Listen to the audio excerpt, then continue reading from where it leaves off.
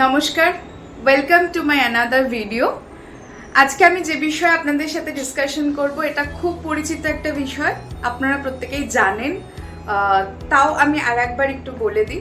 আমি আজকে একটা ছোট্ট বিষয় ডিসকাশন করব যেটা সবার আমার মনে হয় কাজে লাগবে।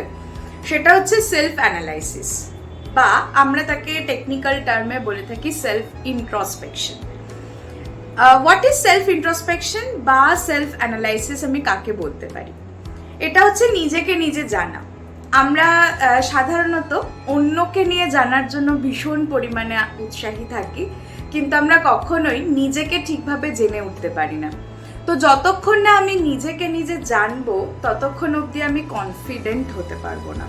যে কোনো কাজ করার জন্য সবার আগে যেটা দরকার কনফিডেন্স। এই কনফিডেন্সটা তৈরি করার জন্য সবার আগে তোমাকে যেটা করতে হবে বা আমাদের যেটা করতে হয় সেটা হলো সেলফ অ্যানালাইসিস। আগে নিজেকে বুঝতে হবে যে আমি কি করতে পারি এবং আমি কি করতে পারি না, এটা জানা খুব প্রয়োজন। এবং হু অ্যাম আই, এই কোয়েশ্চেনটা তোমাদের নিজেকে করতে হবে। হু অ্যাম আই মানে কি? হু অ্যাম আই মানে হচ্ছে আমি কে। আমি মীনাক্ষী, আমার নাম মীনাক্ষী, দ্যাট ইজ ওকে। কিন্তু এর বাইরে আমার কি কি আইডেন্টিটি রয়েছে, এর বাইরে আমি কি বিষয় ভালো। আমি ভীষণ ফ্রেন্ডলি নেচারের একজন মানুষ, এটা আমার আইডেন্টিটি। আমি ভীষণ শর্ট টেম্পার্ড, খুব সহজে রেগে যাই, তো এটাও আমার একটা আইডেন্টিটি।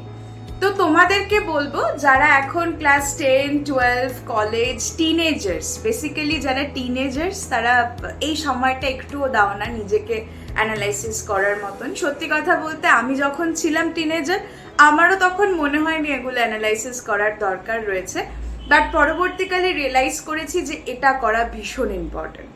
এবং আমি চেষ্টা করেছি যত তাড়াতাড়ি সম্ভব নিজেকে অ্যানালাইসিস করাটা শুরু করে দেওয়া। আমি তোমাদের ক্ষেত্রে বলবো তোমরাও চেষ্টা করো একটু একটু করে নিজেকে অ্যানালাইসিস করা। That will help you for your confidence. মানে এটা তোমার কনফিডেন্স, যে কোনো কাজে তোমার কনফিডেন্সটা অনেক বাড়াবে। দেখবে আমরা সাধারণত আননোন পার্সনের সাথে কথা বলতে খুব ভয় পাই। হঠাৎ করে রাস্তায় কোনো অপরিচিত মানুষ, হঠাৎ করে কোনো অপরিচিত জায়গায় গিয়ে কারোর সাথে নিজেকে মিশিয়ে নেওয়া, বা সেই জায়গায় গিয়ে মানুষের সাথে পরিচিত নতুন করে পরিচয় তৈরি করা, এটা একটা খুব বড় স্কিল। এই স্কিলটা তৈরি করার জন্য প্রথম কিন্তু তোমাকে নিজেকে অ্যানালাইসিস করতে হবে যে আমি কি কি করতে পারছি। যতক্ষণ না তুমি নিজেকে জানতে পারছো ততক্ষণ তুমি অন্য কাউকে জানতে পারবে না। So thank you so much. আমি চেষ্টা করবো আমার ছোট্ট ছোট্ট টিপসগুলো তোমাদের লাইফে কাজে লাগবে, এবং যদি আরও কিছু তোমাদের জানার থাকে আমাকে প্রশ্ন করো, অবশ্যই আমি সেগুলো নিয়ে নেক্সট ভিডিওতে আসছি। Thank you.